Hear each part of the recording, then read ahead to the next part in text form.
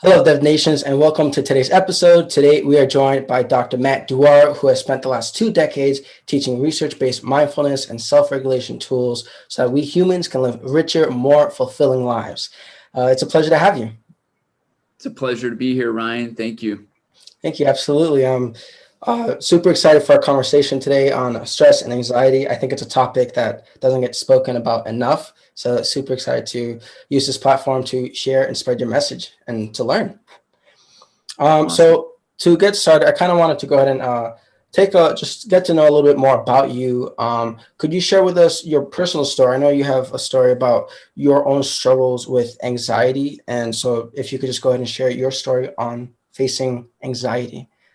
Yeah, I always tell my students that I've earned a black belt in stress and anxiety throughout the course of my life. And one of the reasons why I do the work that I do and I'm so passionate about doing it is because of my own personal story. And it really starts with, by the time I was, 5, my house had been visited by death, divorce, and addiction. Wow. And so I grew up in an environment where emotional dysregulation was the norm. Mm-hmm. And my physiology learned to mirror the environment that I was in. And so I was just wired up as a kid who was very prone to anxiety all throughout my childhood, which impacted my ability to learn. I had to repeat 2 grades because my behavior and my academic performance was so poor.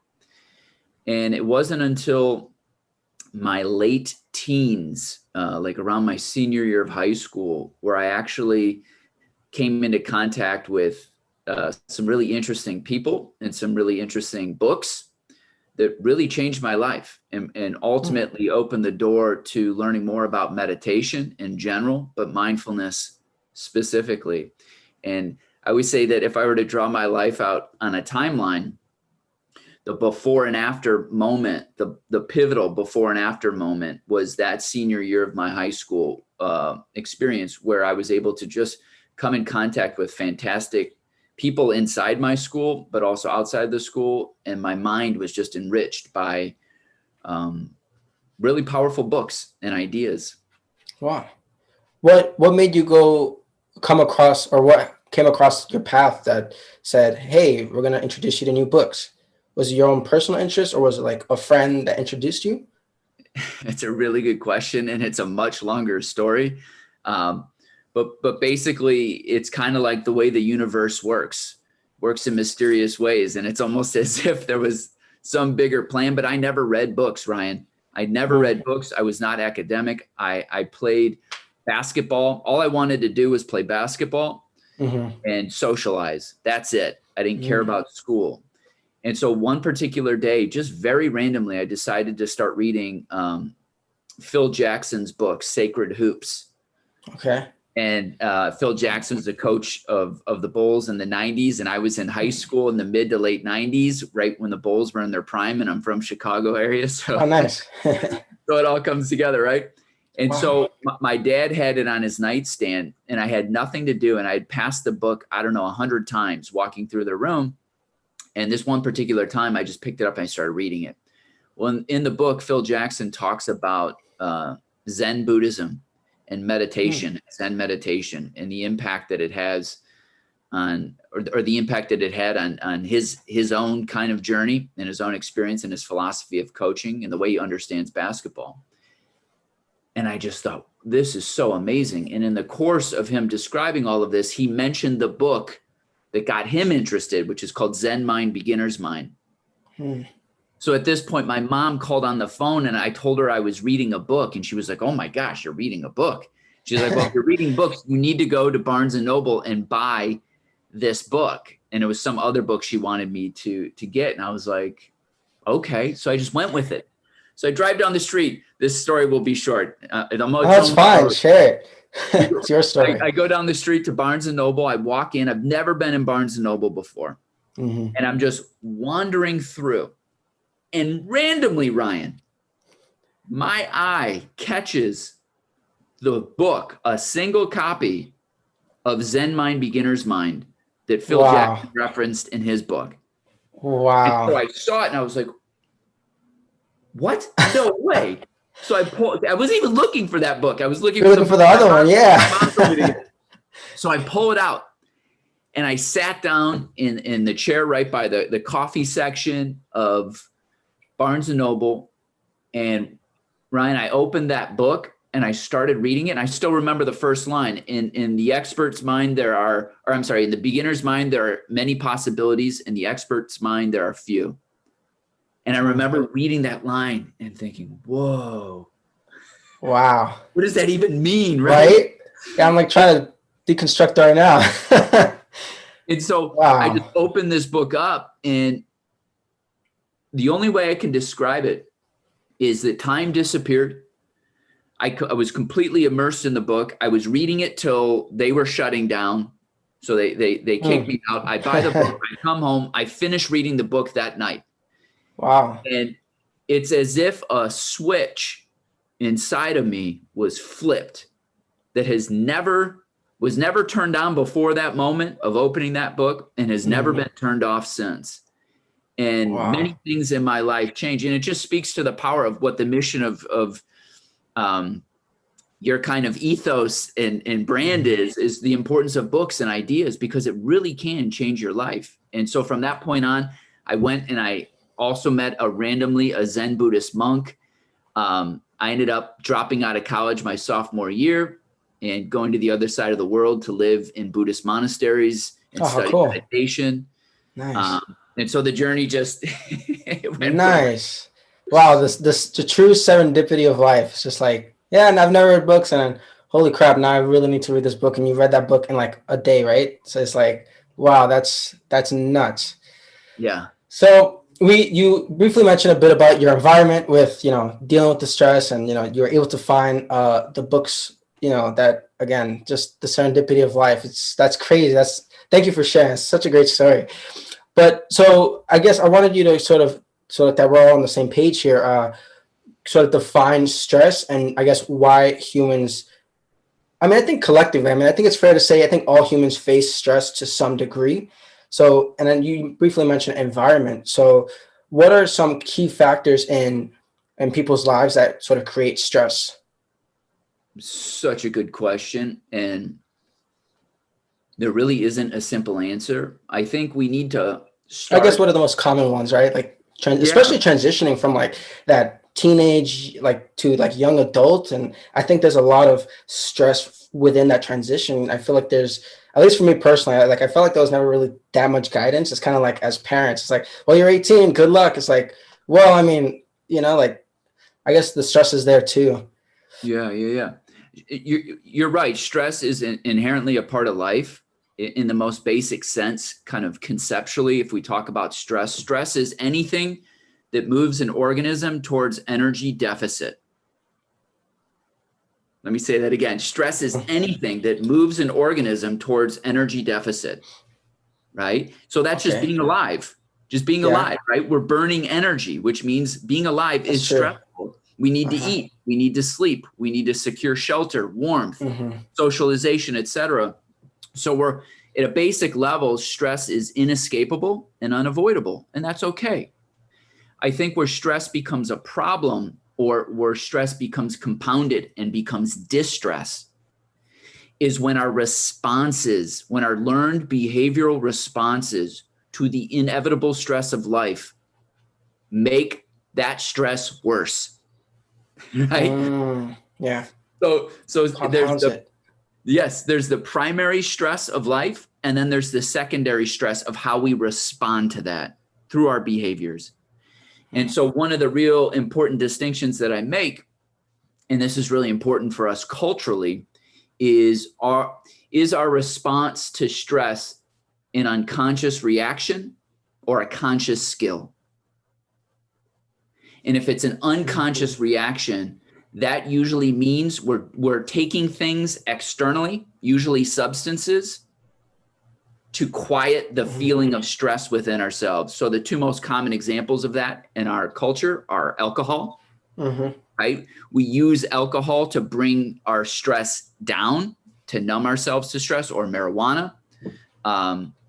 or any sedative or depressant, right? It Hmm. calms the Yeah. nervous system. And then on the other end of the continuum, if we feel the stress of not having enough energy to meet the demands of our environment, we take caffeine, we take stimulants. Yeah. And so we're constantly relying on these outside in external strategies to manage stress. And I think it's really important, especially for young adults, to learn to develop inside out or internal skills to deal with stress. And one of the ones that I obviously have spent a lot of time thinking about, researching and teaching is mindful breathing. And I have a workbook that's coming out actually in just like 2 weeks called the Mindful Nice. Breathing Workbook for Teens. It's based on all the work I've done with high school students for about 7 years, teaching them how our breathing can be leveraged as a tool to help us manage our stress in real time and create positive adaptations to stress rather than creating bad habits that only compound our stress over time. I see. Okay. So you would say there's like obviously the bad sort of stress, but there is also a good side to stress as well, correct? That's what you're saying? Absolutely. I think Okay. stress is neither bad nor good in and of itself. It's ultimately, actually, that's not true. You could argue that some stressors just overburden an Yeah. organism, but Okay. in the context that we're talking about here, without getting too philosophical, bad stress is really determined by our response to stress. We make stress bad by mismanaging our response. Okay. So so then I guess follow-up question, two things. One, what's the importance of emotional intelligence when it comes to managing your stress, or EQ? Because that's a new concept I recently learned over the last 6 months. Like I had never heard of EQ, or also known as emotional intelligence. And again, I think that's something else that doesn't get spoken about enough. And what is an exercise or two that we can expect from your new book coming out? If you don't Right. mind sharing, of course. Absolutely.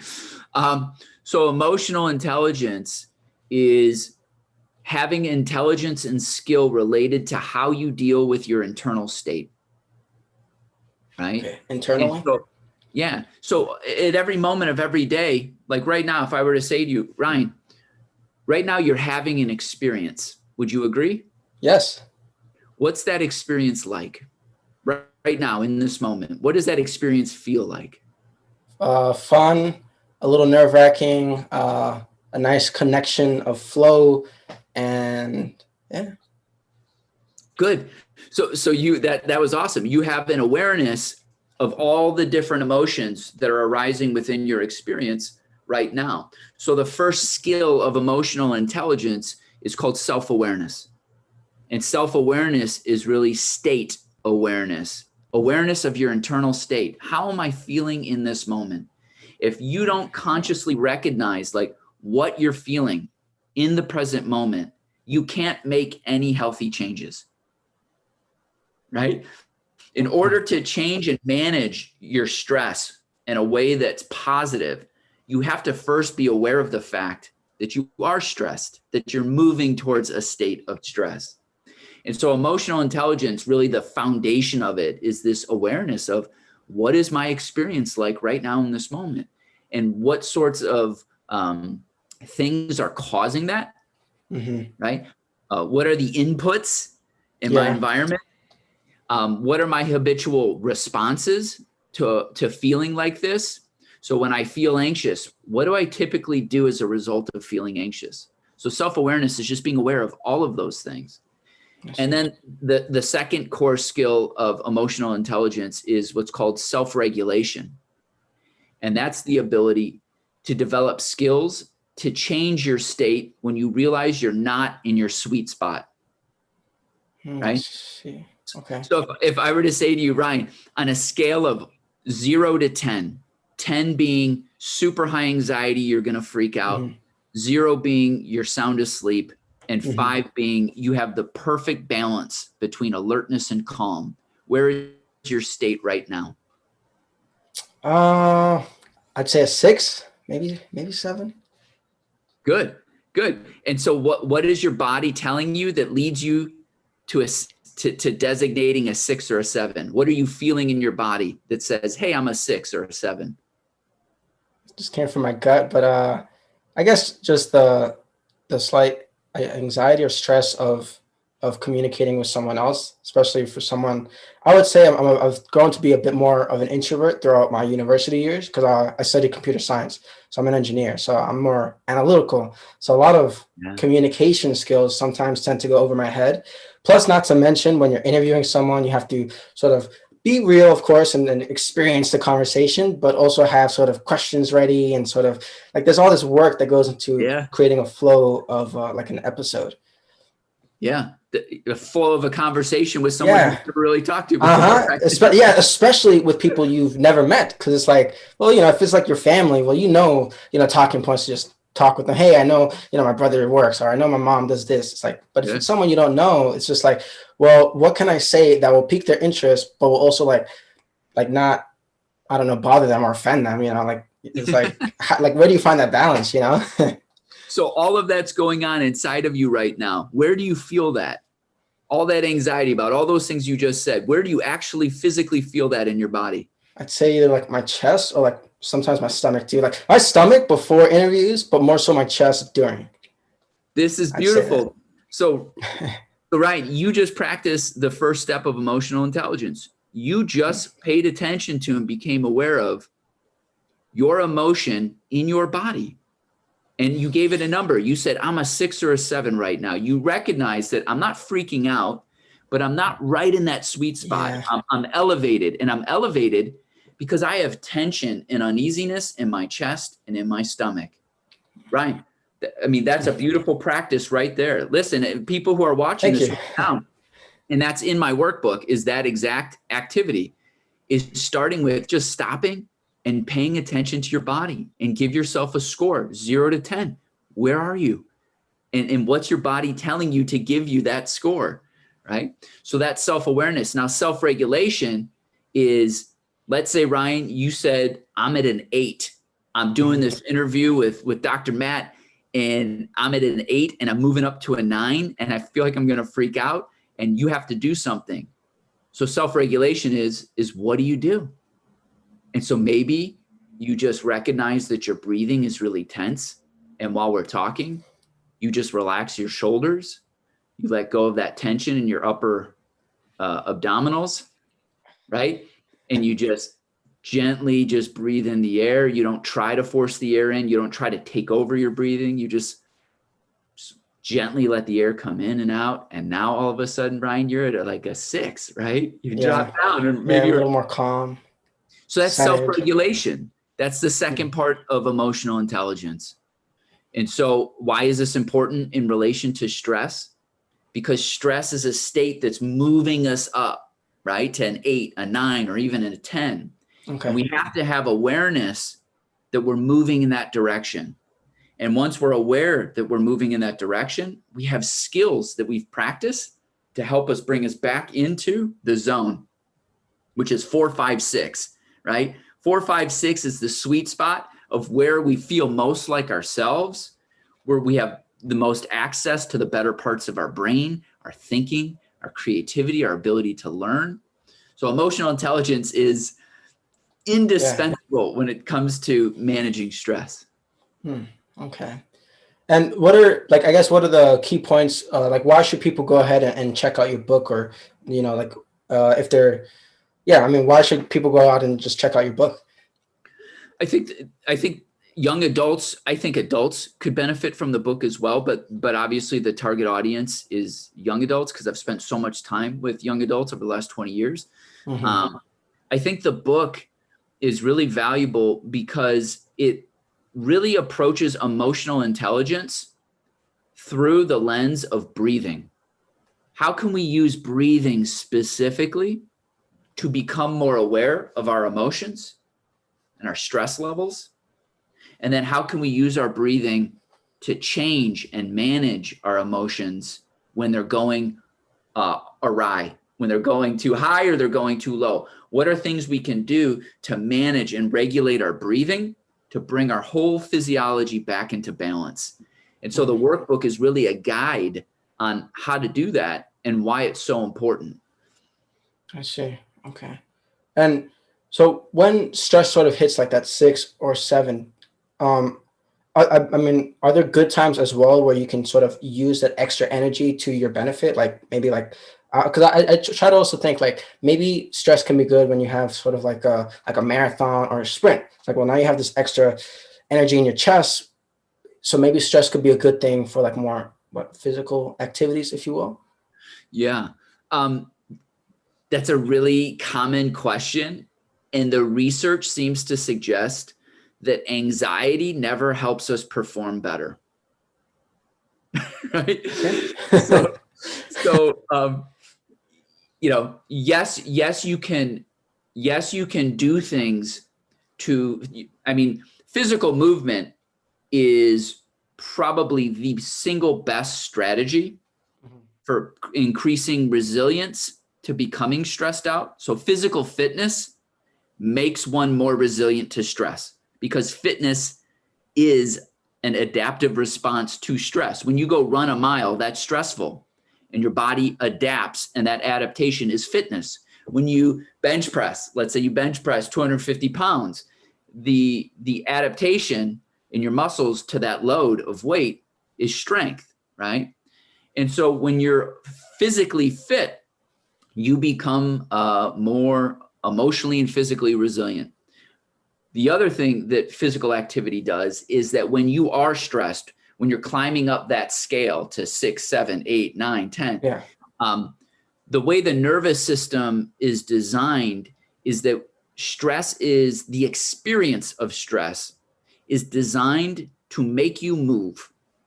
It's designed to get all the energetic resources of your body to the largest muscles as quickly as possible so that you can either defend yourself or run away. That's what you're designed to do, Yeah. right? The That's why fight or flight. Yeah. yeah, that's why your heart rate goes up. That's why Hmm. your stomach starts to kind of turn because Turn. all the blood is leaving your stomach because who cares about digestion if you have to fight Uh, something in this moment? So the worst thing you can do when you're stressed out, like an 8, 9, or 10 super high, is to sit still. Physical activity will burn some of that energy off. But that doesn't mean that you need anxiety to be productive, either okay. physically or intellectually. So no, I don't think it helps because you can run a marathon or I do a lot of work with athletes around mindfulness and Hmm. breathing. And that's one of the misconceptions is that they think they have to get themselves super amped up before they get into a competition. And it's not true. Of course, you don't want to go in flat Yeah. to a competition. That's true. But you don't want to be burning unnecessary energy before a competition because that's going to lead to that very typical adrenaline dump. Yeah. And then like over performance, if you will. So you maybe overshoot on the shot, or you overstep some motion or something, and then you turn the wrong way, and now you just hurt yourself while Yeah. performing. Yeah.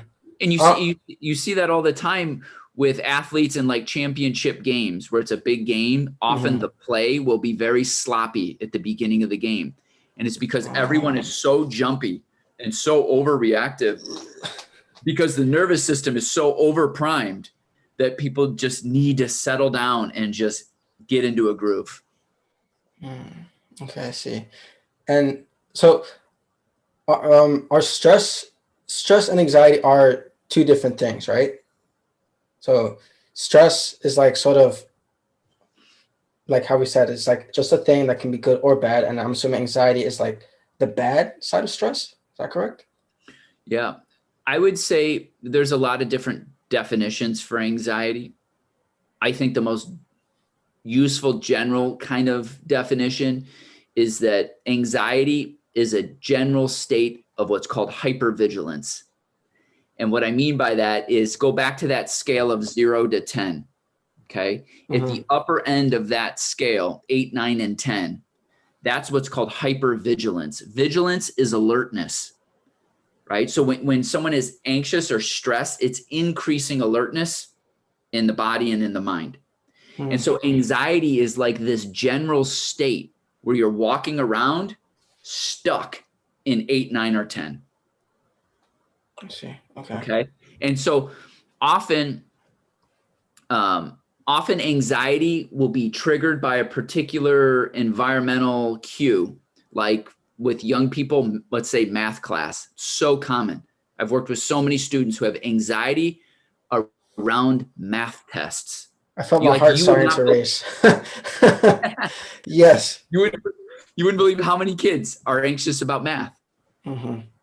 Um, and so anxiety in that particular situation is when they enter into the math classroom under the, maybe in general, but maybe specifically on test day, they enter into a general state of hypervigilance. They're just stuck in 8, 9, and Yes. 10, and it clouds their thinking.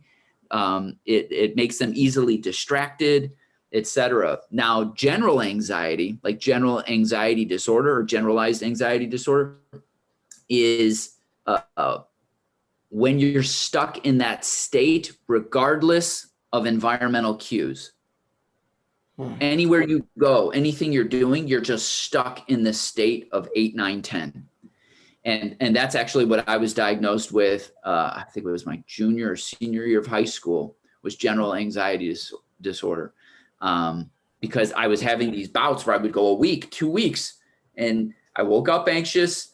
I ate breakfast anxious. I went to school Hmm. anxious. I came home anxious. I went to bed Hmm. anxious, and it was just constantly stuck in. It's like being in a car Yeah. and the RPMs in the car, and it's like Okay.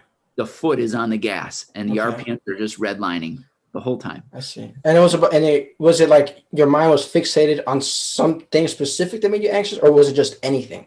It was anything. It was free Anything. floating. Okay. Anything could pop into my mind and I would fixate on that until a new thing would pop into my mind and I would fixate on that. Okay. Because I was like, well, maybe I have that. Because there are times where like I focus on something and like that's the only thing I see for like days. Like, but okay, so it's really more okay general. I see. And so I love how you mentioned the example of when you go in for, because I was picturing it right in my head, like you go in for the example of you study up for an exam, you know, you're studying, you're putting in your time, and then the day of the exam, you reach that 8, 9, or 10. By the way, what do you call that meter or bars? Is there like, do you have a name for that? I typically map it onto what's called the window of tolerance or the zone of regulation, which is a bunch of Okay. psychological jargon. Okay. So I just call it the scale of your internal state. Okay. So yeah, with the scale of your internal state, and it's like, I totally understand when you're going in for the exam, you're like, I studied, but now I can't remember any of the equations that I'm trying to recall, or your palms start to get sweaty just trying to, you know, use the pencil and eraser, and you're like, oh, your hand even starts to shake. Like I studied music for a couple of years, so I totally, I'll never forget my first performance on like a snare drum, just like a regular drum with sticks. My right hand was shaking like crazy. I couldn't play the part. It was shaking too much, like, and it was like a roll, so your hand has to be nice and like smooth and like straight when you do the roll. Yeah. And I'll never forget, like my hand was just shaking, and I'd never experienced that throughout my practice before. Um, are there any other small, simple, either habits or exercises you recommend? I know you mentioned, of course, breathing when you're in the middle, you know, of your exam or even preparing, going into your classroom. Do you recommend maybe like focusing maybe on something that helps calm you down, perhaps? Or Again, you're asking phenomenal questions, Ryan.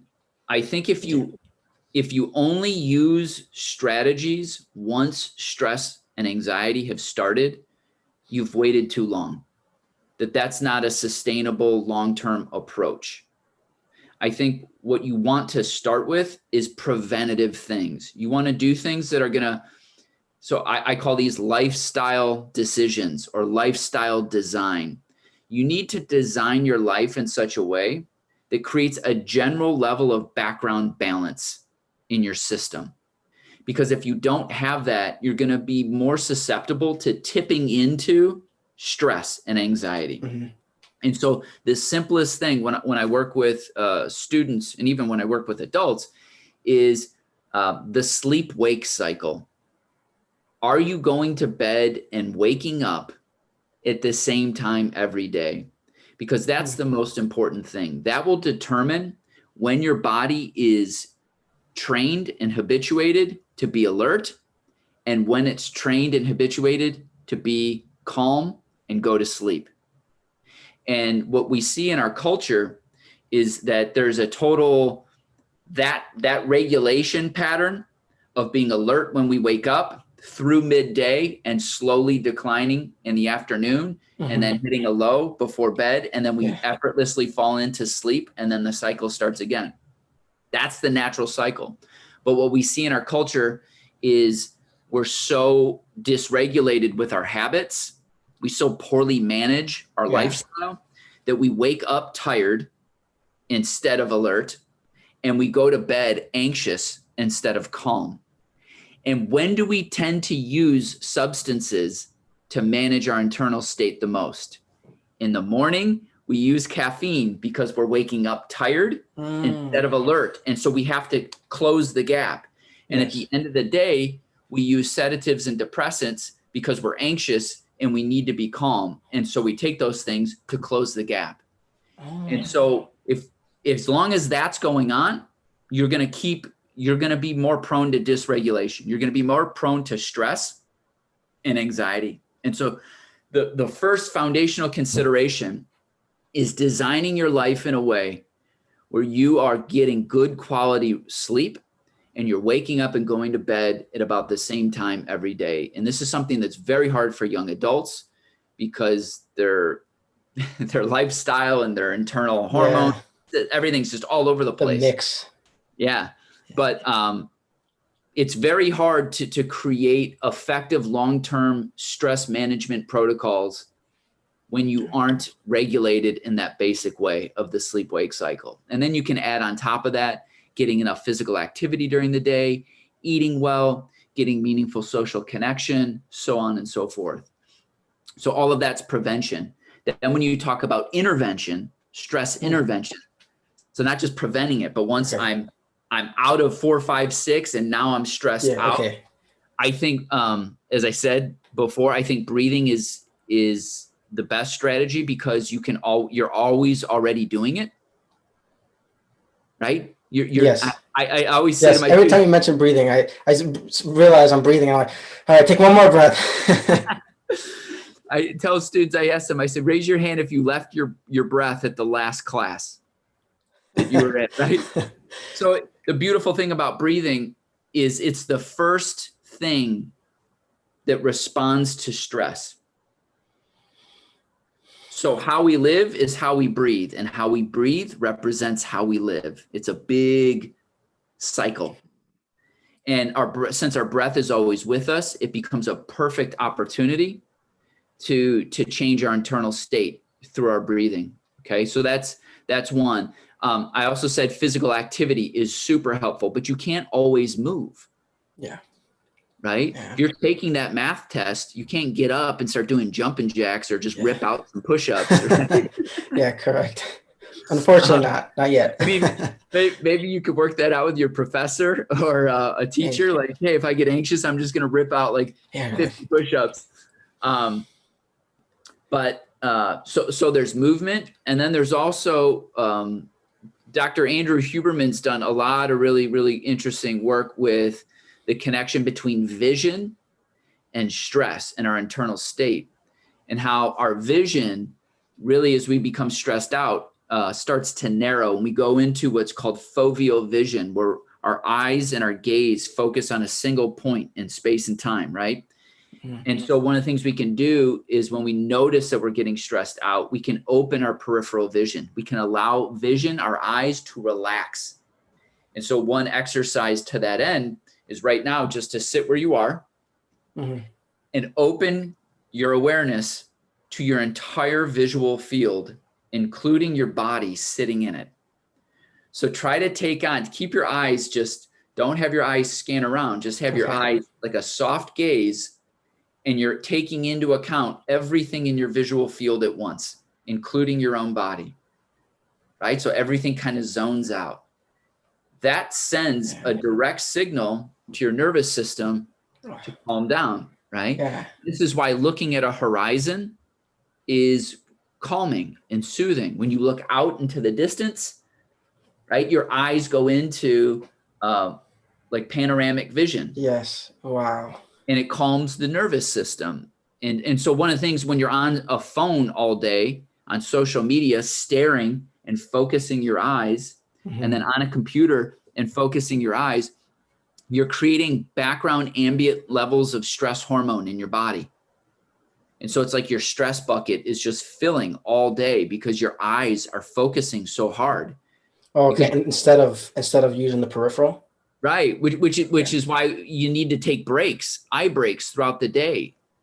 So set up your computer by a window so you can occasionally sit back. Like I've got two huge windows right here and lots of trees in the backyard and a nice view, and I can step back and look out the window and just let my vision open up, and it's soothing. It calms the nervous system down.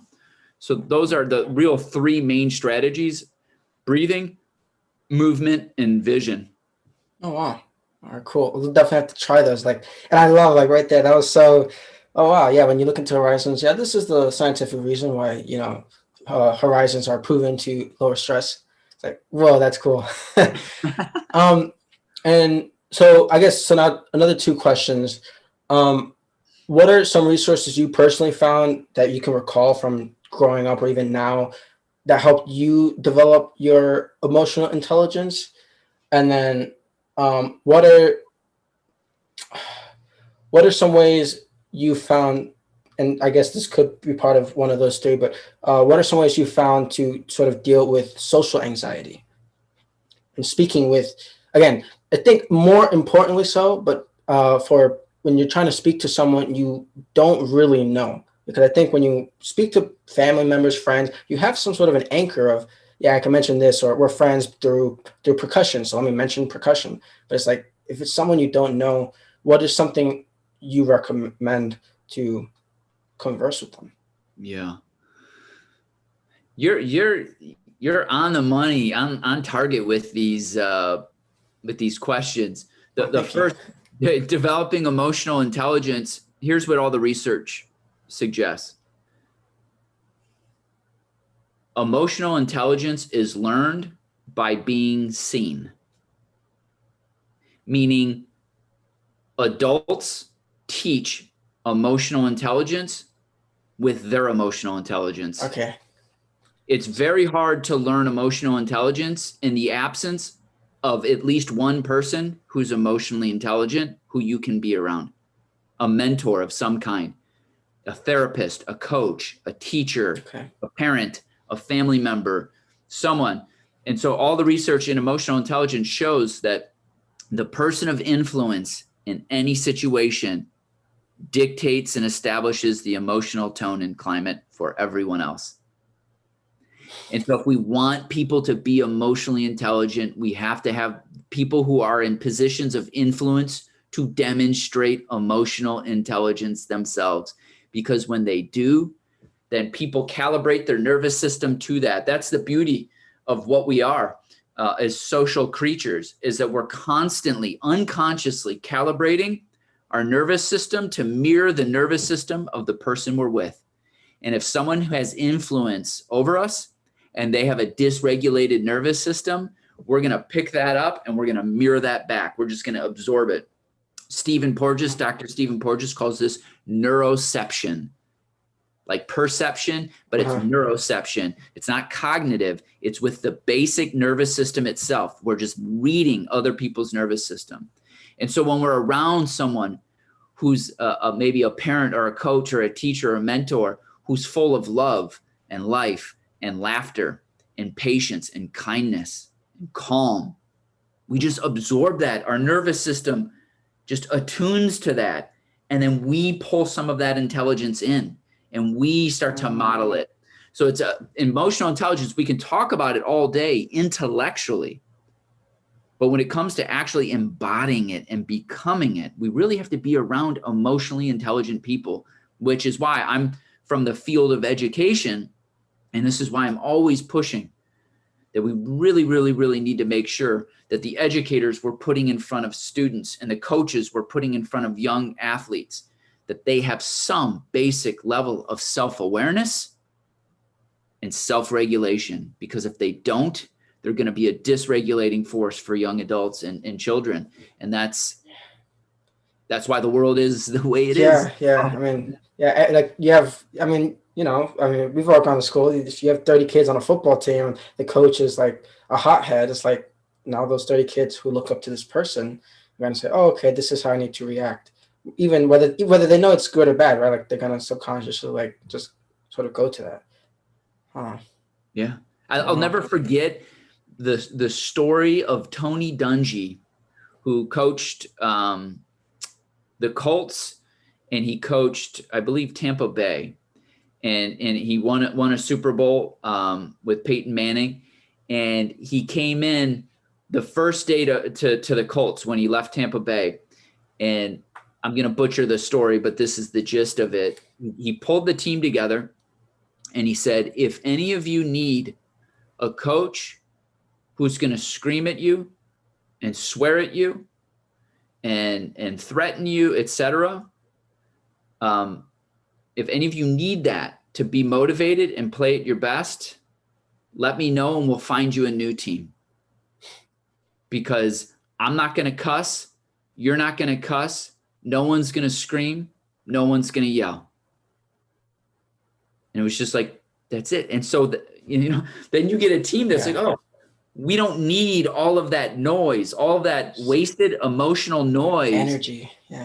Energy to execute.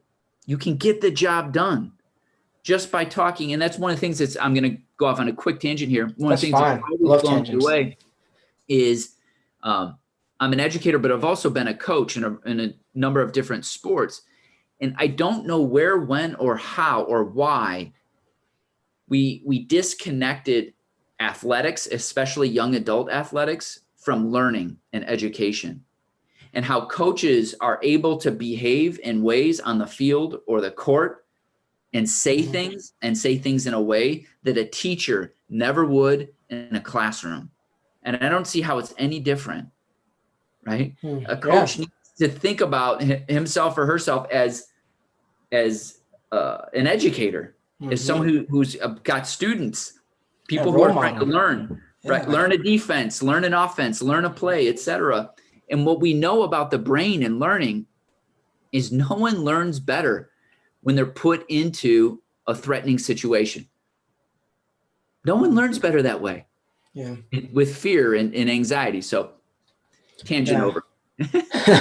No, I mean, it totally makes sense. Like, they're part of the school, part of the university. They're there to help guide these students. I mean, what are teachers? They're there to guide students and share knowledge with them and guide them on their quest for knowledge throughout the 12 years, just like coaches, it totally makes sense. What's your favorite sport to play? Or, yeah. I grew up playing basketball. I was pretty good. I was all area in high school. And the fact that I was 5'7", I always thought I was going to play big time D1 and wanted to play in the pros. And then when my growth hormones didn't cooperate, then I just peaked out at 5'7". That was kind of the end of basketball. So I was obsessed with basketball growing up. It was really, to tell you the truth, a way of self-regulating and building an identity. And if I didn't have basketball growing up, I think I would have been in trouble. Yeah. It gave me something to feel good about, which was really important. But since then I've become a runner. And so I run a lot. I don't play basketball anymore. I just have had too many injuries from playing in my younger days. And so now I just enjoy getting outside and just moving my body, cycling, running, lifting, you name it. Okay. Nice. Thank you. I'm curious as to what are you currently learning now? So I got to like brace myself here because I'm so excited about this. I'm kidding. Get excited. That's okay. It's fine. I'm from a kid who had to repeat 2 grades. So remember that. I'm right now going to on to get my 3rd master's degree in applied breathing behavior science. And it is fascinating. I have this machine, and if we ever talk again, Ryan, or we can talk off the podcast at some point. I have this machine here. It's called a Capno trainer. It measures its breathing biofeedback, and it measures your breathing behavior in real time and how your breathing behavior impacts your chemistry. And so I can hook someone up to this and they can breathe into this and it's measuring how their carbon dioxide levels and their pH in their blood. And so when we look at the way you inhale, the way you exhale, how the rate of your breathing, the volume of your breathing, the mechanics of your breathing, and how all of those things impact whether or not it's bringing stress on or calming your system in real time. And so you can then see on a screen what breathing behaviors bring on symptoms like stress and anxiety, and what breathing behaviors help you calm down and become regulated in that 4-5-6 zone. And so this program is just, it is absolutely blowing my mind. And so I thought I knew a lot about breathing already, right? I wrote a book about it. Yep. And now I'm doing this program and I'm realizing I was just scratching the surface. Wow. Yeah, definitely. I've always been interested in breathing and like, I think a couple of years ago. So a quick thing about me, I'll go off on a tangent as well. So I've done a lot of music and percussion. And so I did what's called DCI, which is like the professional marching band, if you will, where you travel around the country and you perform at different stadiums. And they did research, I think in 2013 or 2014, about breathing and how our breathing when we're marching on the field with like these heavy drums are like super insane at like the caliber of like over professional athletes and whatnot. I'm just like, whoa, that's so insane and cool at the same time. And then they just did a whole bunch of research on that. And I just remember thinking, I thought that was really cool how you can learn so much about the human body through your breath, you know, like, whoa. That's pretty cool that you had that experience. So you got to travel the country. Yeah. So it's like we just call it the professional marching band, if you will. We have a bus. And so, but before the traveling, we spend, I think it's like 3 or 4 weeks, 12-hour days, just rehearsing outside on a football field, performing, practicing and performing and learning the show. And then we get on a bus, we go perform. And then like every other day, it's either, if it's not a performance, we train for 12 hours and then next day is performance. And yeah.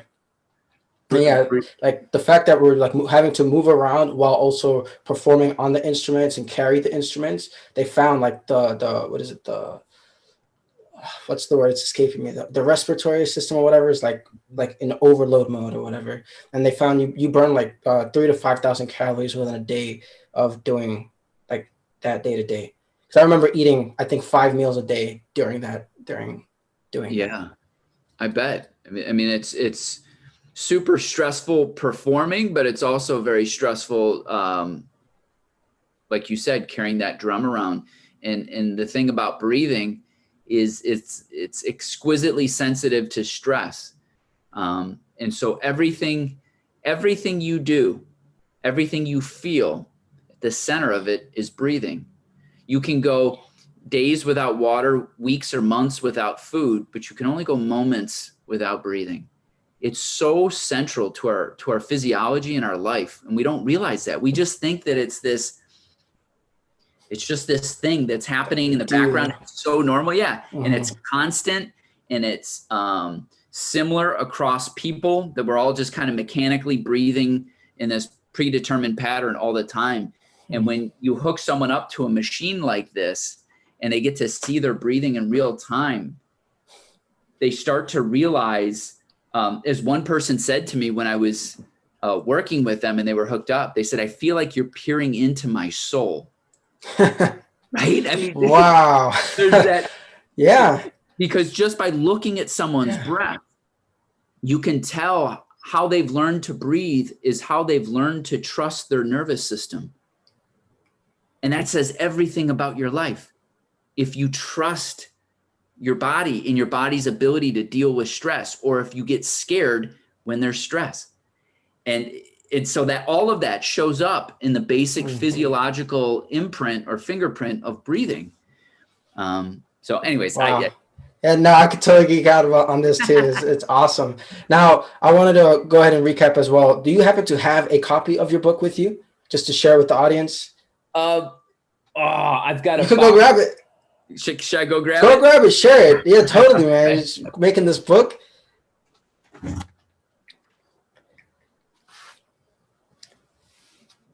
Yeah, people spend a lot of time trying to create their books, and it's like almost their child or their baby. So definitely want to go ahead and share. I mean, for anybody who's written a book, you know how it is, just trying to create this thing, and it's finally there. So excited to go ahead and check it out, see what it's about.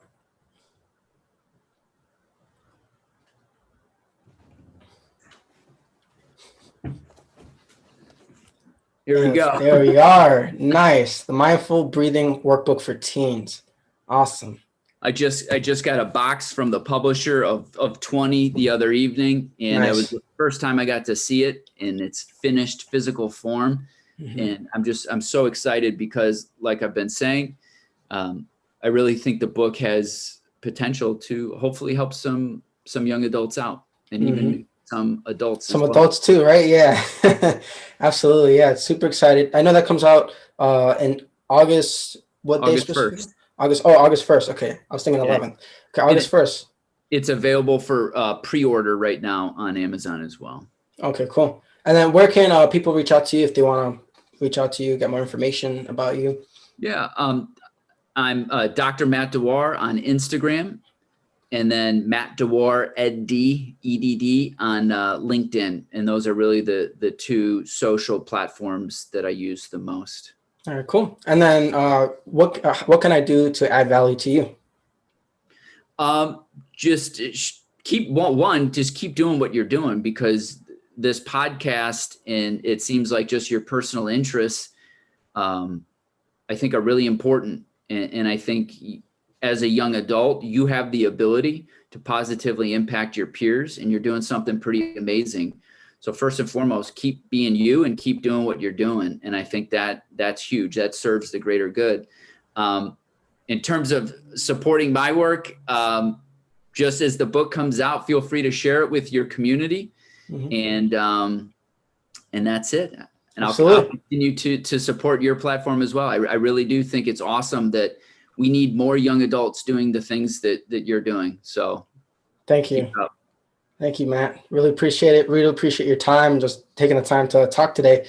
I look forward to meeting you again. Me as well. Take care, Ryan. Take care.